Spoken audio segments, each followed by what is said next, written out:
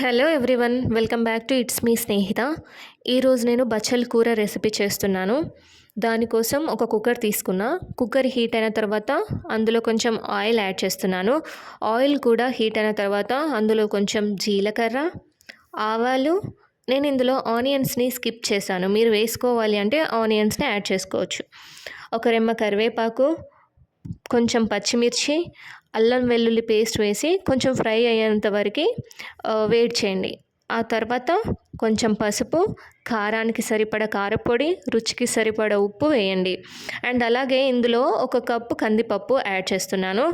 And అలాగే చిన్నగా cut చేసి పెట్టుకున్న బచ్చల కూర ఆకు వేసి బాగా మిక్స్ చేస్తున్నాను. ఆ తర్వాత ఒక కప్పు కందిపప్పుకి 3 కప్స్ ఆఫ్ వాటర్ యాడ్ చేస్తున్నాను అన్నమాట.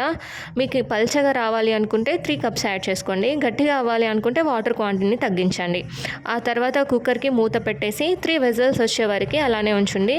15 మినిట్స్ తర్వాత నాకైతే 3 విజిల్స్ వచ్చాయి. కర్రీ కన్సిస్టెన్సీ చూసారు కదా, చాలా బాగుంది, టేస్టీగా. మీరు కూడా ట్రై చేయండి. అండ్ హెల్దీ అన్నమాట ఆకుకూరతో ఈ కర్రీస్ చేసుకోవడం. మీకు వీడియో నచ్చితే లైక్ చేయండి, షేర్ చేయండి, సబ్స్క్రైబ్ చేయండి for more videos. Thank you.